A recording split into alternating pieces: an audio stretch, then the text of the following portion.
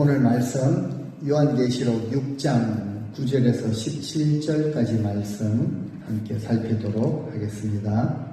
지난주부터 살핀 계시록 6장에는 이제 주님께서 하나님의 모든 구원 계획, 그리고 특별히 심판에 대한 그 계획이 기록되어 있는 이제 두루마리 7개의 인으로 다 쓰일이 되어 있습니다.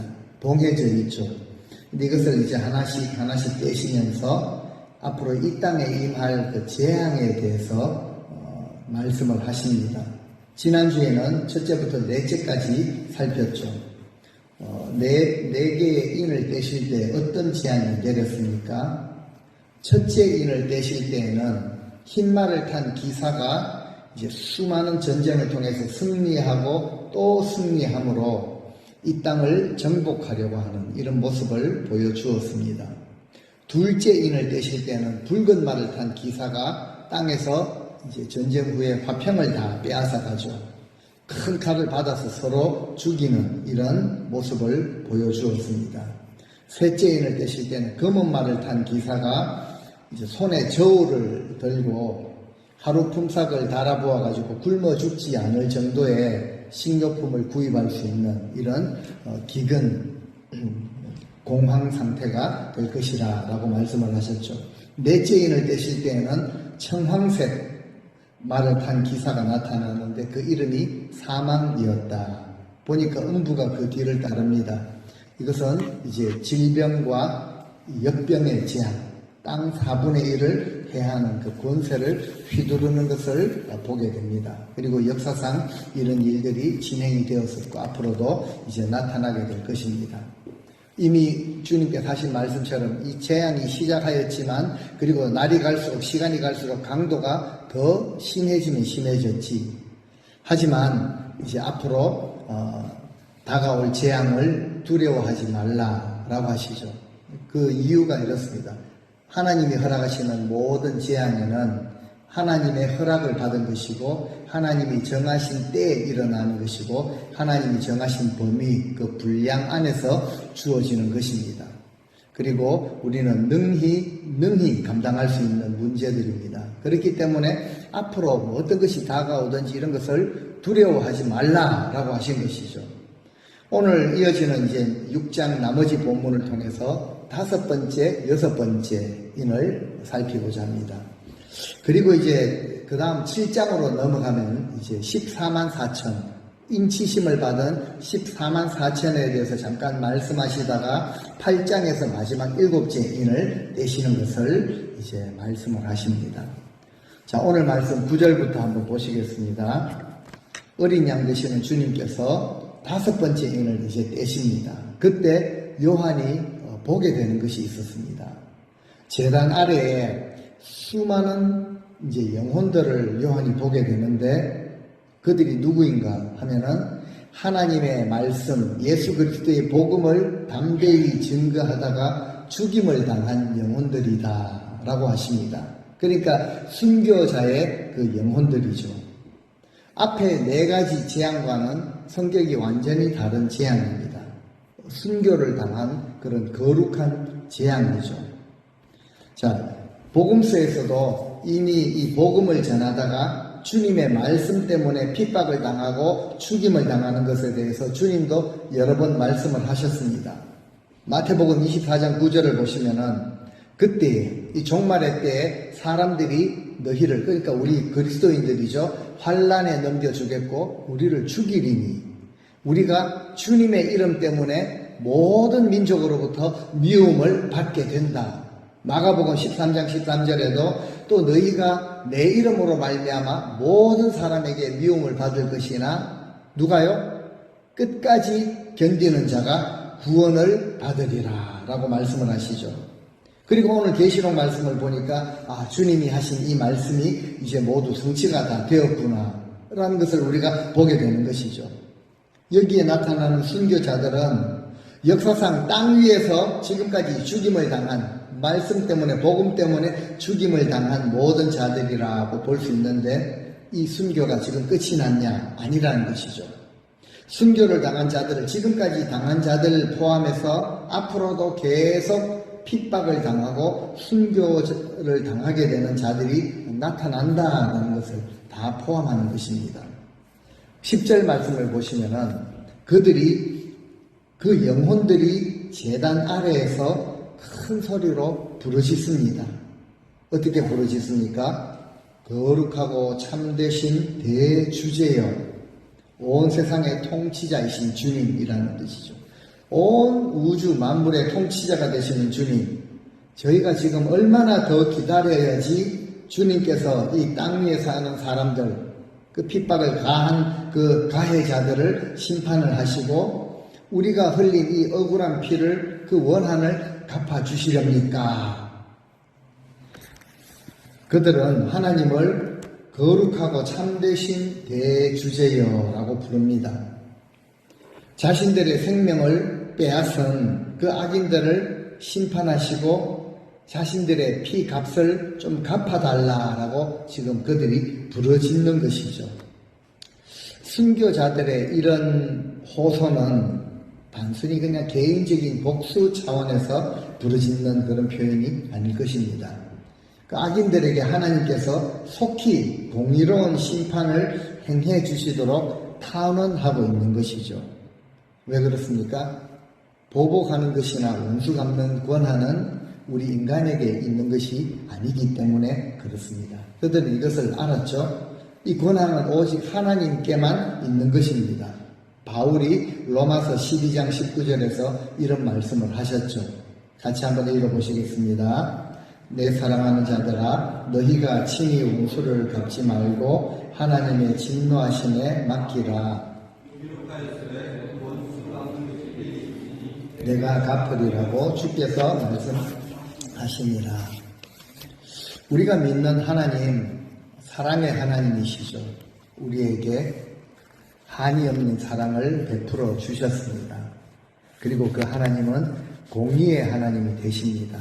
그래서 이 불의를 영원히 참으시는 분이 아니십니다.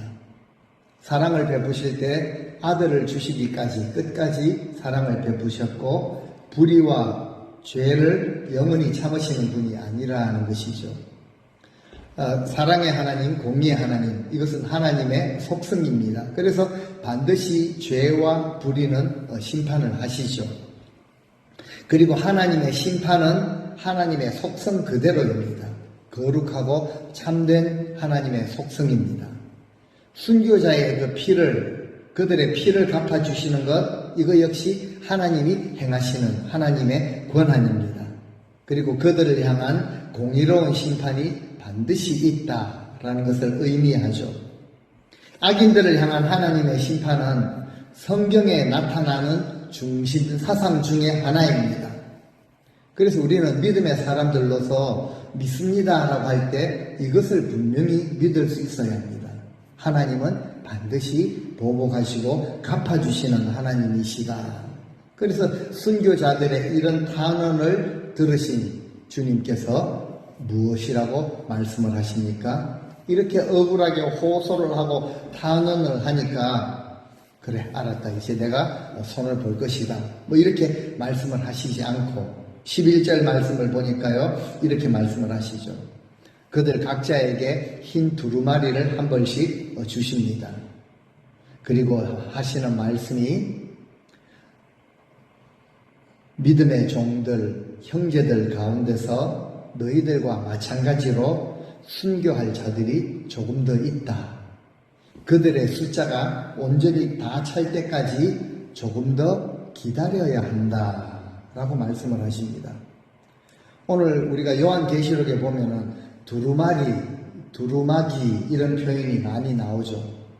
두루마리, 롤로 된 그런 7개 인으로 봉인이 된 그런 말씀을 두루마리, 아시는 것처럼 두루마기는 이제 로브, 옷입니다. 이제 흰 옷을 그들에게 주시는 것이죠. 이 두루마기를 주시면서 흰색이라고 그렇게 말씀하시죠. 흰 두루마기.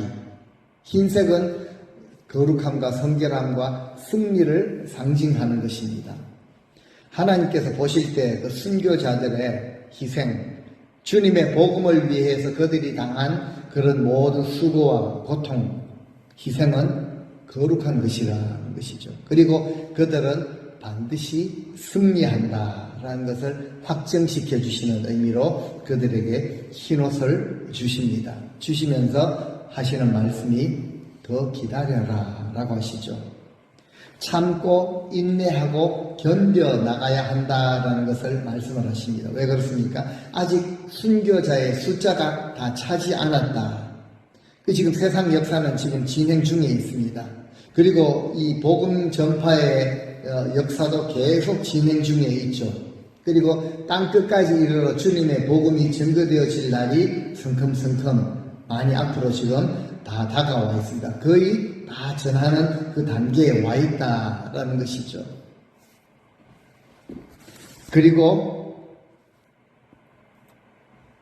순교자의 피, 모진 핍박을 당할 뿐만 아니라 순교의 피를 흘리는 자들도 이제 앞으로 더 나와야 한다라는 것을 말씀을 하시죠.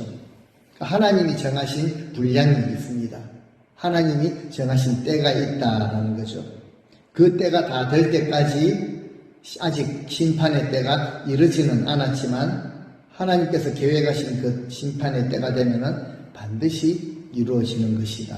이것을 포함하고 있는 의미입니다. 그러니까 이제 그 수가 차기까지라고 말씀을 하신 것이죠. 우리가 쉽게 받아들이기가 어렵고 쉽게 믿음으로 받지를 못하는 그런 부분입니다. 그때까지 우리는 기다리지 못하죠. 그렇게 하시면 방법이 옳지 않은 것처럼 여겨지고 그렇게 또 우리는 불평을 하기도 하는 것이죠. 하나님은 그 수가 차기까지 잠시 기다리라 라고 말씀을 하시죠. 우리가 인내하지 못해서 어떻게 합니까? 우리가 함부로 복수의 칼을 꺼내들죠. 그리고 휘두르기도 합니다. 물론 그 휘두르는 칼에 상대가 다치기도 하지만 그 가장 큰 손실이 자신에게로 다 넘어오는 것을 우리는 경험하며 살아가는 우리 인생들입니다. 우리 역시 삶 속에서 억울함을 당하는 경우가 많이 있습니다. 어떤 일들은 나의 의도와는 전혀 상관없이 사람들에게 오해를 당하는 것이죠. 그리고 관계 속에서 무척 고통스럽게 느껴질 때도 있습니다. 이것으로 인해 시험에 들기도 하고 믿음에서 떠나가기도 한다는 것이죠. 결국 참지 못해서 직접 복수하고 싶은 마음이 들 때도 있다는 것이죠. 그런데 우리는요, 이것이 하나님께 있는 주권인 것을 고백하며 하나님의 갚아주심을 믿어야 합니다.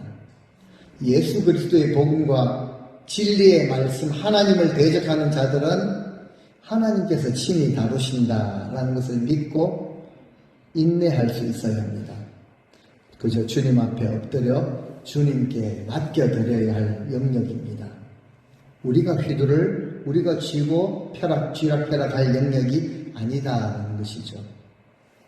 오늘 우리가 찬송드린 것처럼 주님께 맡겨드릴 때 그것이 무엇이든 간에 그때 하나님께서 역사하시고 하나님이 갚아주시는 그것을 그때 우리는 경험하게 되는 것입니다. 이제 6번째 인을 떼시는 모습으로 넘어가죠. 12절에 어린 양이 6번째 인을 떼실 때 일어나는 현상들입니다. 먼저 큰 지진이 일어나는 것이죠. 지진을 경험해 보신 분들이 있는지 모르겠지만요, 굉장한 공포입니다. 굉장한 두려움이죠. 갑자기 이 지진이 일어납니다. 그리고 하늘의 태양은 검은 털로 짠 그 상복처럼, 천처럼 그렇게 아주 시커멓게 하늘이 전부 검게 변합니다. 달은 보니까 핏빛으로 다 변해버리게 되죠. 13절에 보니까 덜 익은 그런 무화과 나무, 덜 익었으면 잘 떨어지지 않는 그런 무화과 열매인데요. 얼마나 바람이 거세든지 대풍이 불어서 떨어질 때 산에 산산조각 나는 것처럼 마구 떨어지는 이런 현상. 14절에 보니까 하늘은 두루마리, 이 롤을 다 커튼을 걷어젖히는 것처럼, 걷어치는 것처럼 하늘이 그렇게 떠나가고 사라진다는 거죠. 모든 산과 섬들은 있던 자리에서 다 옮겨지고 없어질 정도다. 자연 질서가 보니까 다 무너져 버립니다. 대격동이죠. 이 격변이 전 우주적으로 나타나고 있습니다. 이 땅을 향한 하나님의 심판은 우리가 보는 이 자연계를 넘어서 이제 하늘의 태양까지 전 우주로 확대가 되고 있다는 것이죠. 마태복음 24장에 이런 말씀을 하십니다. 하늘의 해가 어두워지고 빛을 내지 아니하며 별들이 하늘에서 떨어지며 하늘의 권능들이 흔들림을 볼 때에 어떻게 하신다고요? 인자가 구름을 타고 능력과 큰 영광으로 오는 것을 보리라. 그 주님이 다시 오실 때, 주님이 재림하실 때 나타나는 현상을 마태복음에서는 이렇게 설명을 하셨습니다. 그 종말의 현상이라는 것이죠. 자연의 질서가 대혼란에 빠지게 될 것이라. 그러니까 이제 6번째 일까지 떼실 때는요, 이제 뭐 전쟁과 뭐 화평을 잃어버리고 역병과 뭐 이런 것들이 있다가는 이제 대우주가 큰 지진으로 이렇게 현상이 일어날 것이라. 큰 지진에 대한 이런 경고는요, 종말의 현상 중에 하나로 구약과 신약에서 여러 번 말씀을 하셨습니다. 영원한 하나님의 나라, 그 거룩한 새 하늘과 새 땅이 이 땅 가운데 임할 것인데, 이 이전 것, 예전 것이 그대로 있겠습니까? 그렇지 않다라는 것이죠. 예수 그리스도 안에 있는 성도들은 그때 하나님 앞에 계속 요한계시록에서 말씀하는 것처럼 우리는 하나님 앞에 천상의 예배를 올려드릴 그런 존재들입니다. 주님의 나라가 이 땅 가운데 온전하게 임하실 때가 지금 임박하였다라는 것이죠. 그 가운데 살아가는 우리 교회와 우리 성도들은 하늘의 시민권을 가진 자들로서 당연히 우리의 관심과 목표가 우리의 생활 양식이 당연히 하나님 나라에 두고 살아가야 하는 것입니다. 때로는 우리 삶에 주어지는 이런 문제들이 우리가 생각할 때 우리가 보더라도 참 잔인하다 라고 할 정도로 우리를 고통스럽게 만들기도 합니다. 그 고통으로 인해 잠을 뒤척일 정도로 그 문제들이 우리를 그렇게 이끌고 가고 우리를 피폐하게 만들기도 합니다.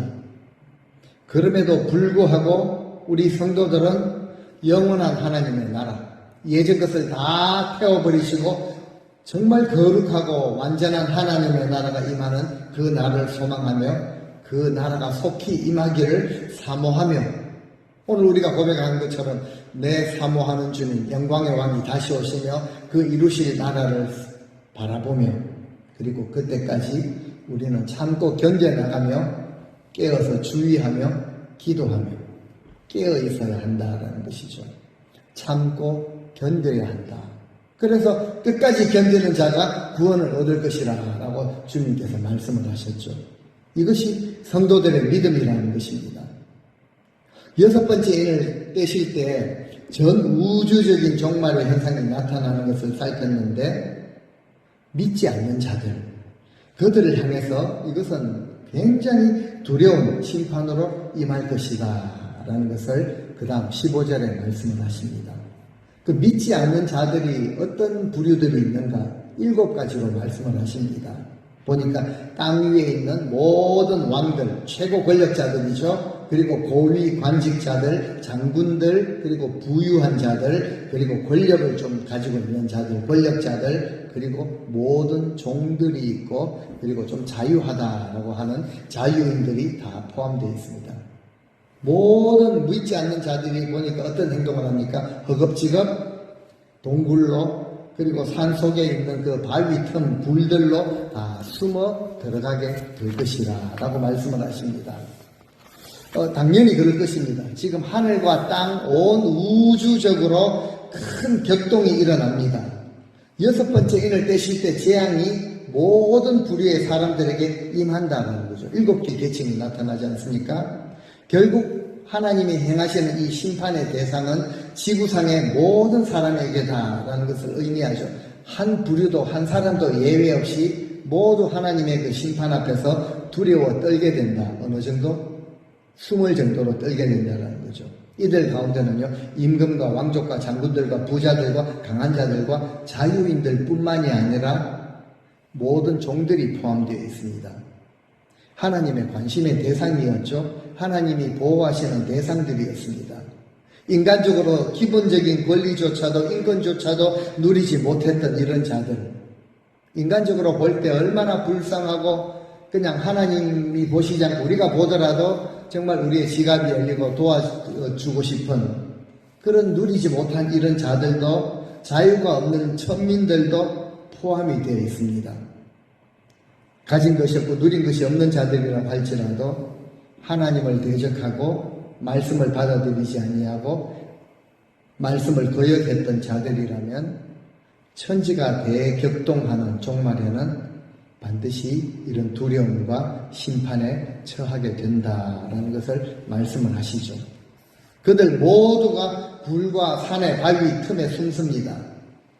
이 땅에서는 그들이 뭐 저택을 가지고 있었던 것도 아니고 가진 것을 누렸던 자들도 아니고 의지할 만한 것들도 없었던 그런 자들까지도 그렇게 된다는 거죠. 하지만 대저택에서 가진 것도 있고 의지할 만한 것도 많았던 그런 모습이지만 종말에 나타나는 심판을 나중에 모습을 보니까 이처럼 피하고 있다는 거죠.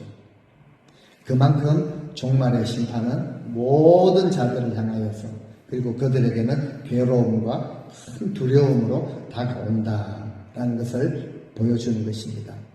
이것이 얼마나 그들에게 괴롭고 두려운 일이었는지 16절에 이렇게 말하죠. 산들과 바위들에게 그들이 외칩니다. 바위들이 우리 위에 덮쳐가지고 우리가 보좌에 앉으신 그 하나님의 얼굴 그리고 그 어린 양의 진노에서 우리를 좀 가려달라라고 지금 외치는 것이죠. 산들아, 바위들아, 제발 우리 위로 무너져 다오.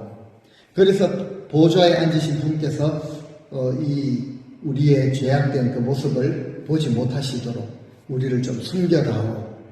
어린 양의 그 진노로부터 우리를 좀 감추어 다오. 라고 외치게 된다라는 것이죠. 그들은 보니까 굴과 산들의 바위 틈에 숨어서 자신들 위에 그 바위가 무너져 가지고 그 진노로부터 우리를 좀 숨겨달라라고 지금 간청을 하는 그런 모습이죠. 그 마지막 종말일 때 하나님께 받게 될 재앙이 얼마나 두렵고 견디기 힘든 것인지를 이제 그들의 입으로 이제 입증을 하는 것이죠. 차라리 산과 바위가 우리에게 무너져가지고 그냥 죽는 것이 낫다라는 그런 의미죠. 이렇게 호소하는 자들의 모습을 우리가 상상을 해보더라도 무척 비참하게 느껴집니다. 그 심판의 날에 죄인들이 하나님의 그 진노 앞에 서게 된다는 것이 얼마나 두려운 일인가라는 것을 우리에게 보여주시는 것이죠. 그래서 마지막 17절에 이렇게 말합니다. 마지막 17절 같이 한번 읽어보시겠습니다. 누가 능히 있으리요? 누가 능히 있으리요? 마지막에 말씀을 하시죠. 하나님과 어린 양께서 크게 진노하시는 날이죠. 그 날이 드디어 닥쳐왔으니 누가 능히 설 수 있으랴 라고 천사가 외칩니다. 자, 하나님의 이 진노의 날, 구약 선지자들은 여호와의 큰 날이라고 표현을 해왔습니다. 이 진노의 큰 날은 분명하게 임하게 되는 역사적인 사실입니다. 우리 민족의 역사 가운데 6.25 전쟁이 있었죠. 1950년 6월 25일 날. 그리고 1차, 2차 세계대전이 과거에 있었습니다. 그것처럼 마지막 심판의 날은 의도적으로 하나님을 거부할 뿐만 아니라 하나님의 말씀을 대적했던 악인들에 대한 하나님의 보응으로 반드시 임한다라는 것이죠. 오늘 마지막 절에 누가 능히 서리요 라고 말합니다. 영원한 멸망으로 끝이 나게 될 진노의 심판이 너무 엄청나기 때문에 그 어떤 자도 피할 길이 없다. 무력하다라는 것이죠. 근데 그들을 보니까 앞에 7부류 중에 6부류는 이 땅에서는 절대 무력하지 않았습니다. 유력한 자들이었죠. 권세를 행했고 충분히 누렸습니다. 주권을 마음껏 행사했죠. 횡포와 각질을 행하며 살아왔던 자들입니다. 그런데 결국 하나님의 진노의 큰 날이 되니까 누가 능히 서리요? 하나님께서 행하시는 그 심판 앞에서는 그 모든 존재들이 너무나도 무력하고 이 심판은 피할 길이 도무지 없다라는 것을 깨닫게 된 것이죠. 오늘 6장 말씀을 보면서 저도 개인적으로 한 가지 깨닫게 된 것이 있었습니다. 우리가 다 알고 있지만 쉽게 그는 깨달음까지 가기는 좀 어려운 부분이라고 볼 수도 있습니다. 우리 인생의 치명적인 약점을 다시 한번 저는 깨닫게 되었습니다. 우리 인생의 치명적인 약점이 뭐라고 생각하십니까? 무엇이 우리 인생의 가장 약점이 됩니까? 권세가 없고 좀 가진 것이 좀 없고 조금 좀 구차하게 살아가는 이것이 우리 인생의 치명적인 약점이 될까요? 여러 가지를 말할 수가 있겠지만 무엇보다도 우리 인생의 가장 치명적인 약점은 무엇인가 하면요. 앞날에 반드시 되어질 그 일을 지금 우리가 제대로 보지 못한다라는 사실이라는 나의 가는 길, 나의 행하는 이 모습, 내가 살아가는 나의 모습에 어떤 결과가 주어지게 될 것이라 이것을 보는 자들이라면 지금 우리의 신앙의 모습이 많이 달라질 것입니다. 혹 우리가 하나님의 말씀을 기준으로 살아가고 있지 못하다면은 왜 우리가 계속 이런 모습으로 살아가고 있는가? 왜 앞으로도 큰 변화가 없이 늘 이런 식으로 살다가 우리가 주님 앞에 서게 될 수밖에 없겠는가? 이유가 한 가지 있습니다. 보지 못하기 때문에 그렇죠. 이 말은요, 우리가 볼 수 있다면 앞날에 반드시 되어질 일, 주님은 성경 말씀을 통해서 다 말씀을 해주셨습니다. 이것을 우리가 볼 수만 있다면, 이것을 지금 우리가 보고 있다면 우리 신앙의 모습, 자세, 애티튜드가 많이 바뀔 것이죠. 모르겠습니다. 어떤 분들은 180도 변하게 될지 모르겠습니다. 그래서 히브리서에서는 믿음이라는 것을 이렇게 설명을 합니다. 보이지 않는 것들, 지금 눈에 보이지 않는 것들에 이거는 실제 존재하는 실상이다. 그래서 그것을 보는 그것을 붙들고 그것을 입으로 고백하며 삶의 모습을 보니까 그것을 행하며 그 방향으로 나아가는 것이다. 표대가 놓여 있는데 그 표대를 향해서 나아가는 것이 믿음이다 라고 제대로 설명을 하신 것이죠. 저는 저뿐만 아니라 미약하지만 조금 깨닫게 된 다시 아시는 사실이지만 다시 한번 좀 깨닫게 된 저와 이 자리에 우리 모든 성도님들께서 앞으로 우리가 분명하게 제가 말하는 것이 성경에 말씀하시는 그대로 분명하게 우리에게 일어날 그 실제를 보실 수 있는 자들로 그렇게 살아가시는 우리 성도님들이 다 되시기를 바랍니다. 그럼에도 불구하고 아직 많은 사람들은요, 마치 심판의 날은 없다라고 그렇게 생각을 하며 그렇게 간주하고 살아가고 있는 듯 합니다. 혹 심판의 날이 있더라도 내가 지금 별 문제 없이 살아가고 있기 때문에 그때에도 지금과 비슷할 것이라는 이런 생각 속에서 그저 지금은 내 속견에 옳은 대로 살아가고 또 세상 많은 사람들은 하나님의 말씀을 거침없이 대적하고 살아간다는 것이죠. 그래서 마지막에 이런 표현을 하십니다. 누가 능히 서리요? 이것은 하나님의 공의로운 심판 앞에서 두려움에 쌓여있는 악인들의 입에서 흘러나오는 탄식입니다. 누가 능히 서리요? 라고 말하는 자들이 앞에서는 어떻게 했습니까? 순교자의 피를 흘리게 했죠. 그래서 그 영혼들이 악인들을 심판하시고 우리의 피를 갚아주소서, 속히 갚아주십시오 라고 호소한 것에 대한 하나님의 보복과 심판이 이렇게 나타난다는 거죠. 그 베풀어질 때 산 바위들아 우리를 덮쳐서 그 진노에서 우리를 좀 가려달라. 이 두려운 하나님의 진노의 심판 앞에 누가 능히 서리요? 누가 능히 섭니까? 그 대답이요, 이어지는 7장에 나타납니다. 이마에 인치심을 받은 14만 4천 명이라 라고 말씀을 하시죠. 이스라엘의 온 지파, 모든 백성, 모든 방언, 모든 종족 가운데서 주의 이름을 부르며 끝까지 참고 견디며 어린 양의 피로 씻음을 받은 그런 자들은 능히 선다라는 것을 그 다음 7장에 우리에게 보여주고 계십니다. 로마서 10장에서 이렇게 말씀을 하십니다. 12절 13절 말씀인데요. 같이 한번 읽으시겠습니다. 로마서 10장 12절 13절 말씀 같이 읽습니다.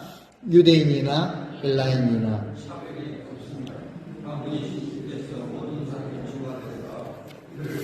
모든 사람에게 부유하시도다. 누구든지 주의 이름을 부르는 자는 구원을 받으리라. 입으로 주여라고 부르기만 했다고 구원을 얻는다는 뜻은 아닐 것입니다. 믿음의 확신을 가지고 주님을 구원자로 영접을 하고 입으로 고백을 하며 주님을 따르는 복음의 삶을 살아가는 자들을 뜻하는 것이죠. 이 심판의 날은 예수 안에서 소망 가운데 인내하며 모든 고난과 핍박을 견뎌나가며 심지어 죽음까지도 감당했던 모든 성도들에게 최후의 궁극적으로 승리하는 날이 될 것입니다. 지난주에 읽은 말씀인데 한 구절 우리가 다시 읽고 말씀을 맺도록 하겠습니다. 마태복음 10장 22절 같이 읽겠습니다. 또 너희가 내 이름으로 말미암아 모든 사람에게 미움을 받을 것이나 끝까지 견디는 자는 구원을 얻으리라. 구원 얻는 조건으로 끝까지 견디는 자를 말씀을 하시죠. 어떤 경우에 견딥니까? 평안하고 누리고 살 때 그렇게 우리가 견뎠다라고 말할 수는 없습니다. 어떤 시련과 고난, 아니 환난과 핍박, 아니 심지어 순교의 자리에 나아간다고 할지라도 그 가운데 우리 하나님의 말씀 앞에서 우리 자신을 살피고 그 약속의 말씀을 붙들고 그 말씀을 우리가 믿기 때문에 견디며 참고 인내한 그 믿음을 말하는 것이죠. 그래서 우리 삶의 고난의 문제를 우습게 보면 안 됩니다.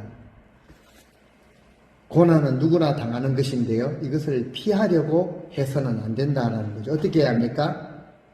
견뎌내야 합니다. 그래야지 우리가 승리를 누리게 됩니다. 이처럼 견뎌나간 믿음의 백성들에게는 최후 승리의 날이죠. 어린 양의 혼인잔치에 참여하는 기쁨의 날이 되는데 하나님의 이 진노를 피하지 못하는 자들에게는 진노의 큰 날이 되는 것이죠. 그래서 우리는요, 참고 견디는 자로 살다가 그날에 능히 주님 앞에 설 수 있어야 할 것입니다. 우리는요, 우리의 공로가 아닙니다. 어린 양 예수 그리스도의 보혈의 공로를 힘입고 능히 서는 자들이 우리는 될 것입니다. 하나님께서 말씀하신 이 심판과 승리의 날, 그날이 반드시 그리고 속히 임한다라는 것을 믿고 끝까지 참고 인내하시면서 우리 앞에 주어진 그 표대를 향하여 믿음의 경주를 달려가시되 정말 열심히 함께 서로 협력하여 달려가실 수 있는 복된 우리 모든 성도님들 다 되시기를 주의 이름으로 간절히 축원드립니다. 아멘.